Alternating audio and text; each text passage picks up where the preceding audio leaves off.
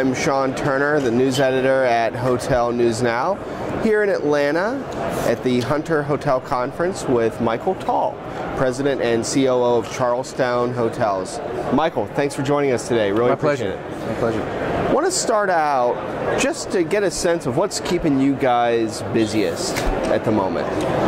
Well, in the last 18 months or so, there's been quite a lot of activity, and so we're trying to concentrate our efforts on making sure that we take care of all of the contracts that we have in place, making sure we're still performing on all of the contracts that we have, and then on the development side, making sure that we try to align ourselves with the types of clients that we want to work with and do our due diligence as we look at each deal that comes across to us. Wanted also to get your thoughts on the not only just the hotel industry in general. Obviously there's been a lot of talk here at the conference about where we are in the cycle, but where you see the independent sector and how the independent unbranded hotels are doing. There's actually been a ton of activity in the past 2 years. I think there's been a lot more education in the independent and the boutique side. I think there was a degree of uncertainty, and now there's data that supports the independent property. I mean, STR has a segment now for independent hotels, so there's more data to make decisions, investment decisions on the independents than there ever has been prior, and the performance has been very good. And so lenders are much more amenable to the independents that they've ever been, and I think that's going to continue because obviously there's a risk-reward component to an independent and a boutique, but if it works very well. Good. And just to piggyback on that, as far as financing goes, are you finding kind of with that, with there being more, I don't want to say legitimized, but more kind of a higher profile, are the lenders looking at independents a little bit differently than maybe they have in the past? No, I know you use the word legitimized closely there or softly, but there is some degree of that. So, like I was saying, performance over the last 4 to 5 years has really helped to stabilize, has helped to reinforce a decision to go independent, to build or develop or reposition a hotel as an independent. And so it's made the conversation a lot more comfortable than it was before.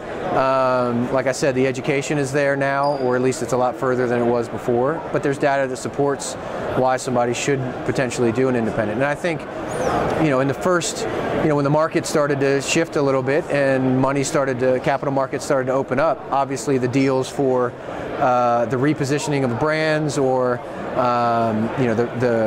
the deals that were structured around the brand hotels where there was low-hanging fruit, those dried up because there were so many people trying to place capital, whereas now the independents are getting more of a visibility because those deals have dried up. So, it's a little, it's an interesting dynamic between the two segments, but independents are getting a lot of attention right now. How big is your portfolio right now? We work with 36 hotels. Okay. And 32 of which are independent. What is your strategy for growth? Our growth strategy is around getting 5 or 6 properties a year that makes sense for us. We've learned a lot we've grown a tremendous amount since in the last 8 years we've doubled the size of our company twice, and we've learned a lot in that process. Talk a little bit about development. What are you seeing there, and kind of how active is that for you guys right now? It's very active. We've seen a lot of private equity activity in the past 12 months. The institutional money seems to still be there. We're finding ourselves having to underwrite deals ourselves and take it and shop it because there are so many groups that they don't have the capacity to go out and underwrite all of the deals. So we're bringing deals to investment groups, to private equity, whether it be an independent or a brand product. And that's changed a little bit because we didn't used to do that. Somebody would just contact us on managing, or they'd send us their underwriting, and we'd say, change a few things here or there, or this looks great, this makes sense. Whereas now we're taking deals to potential investors because they're not able to cover as much ground as the management companies are. Is it too late to build right now? No, not at all. Now is the time to build.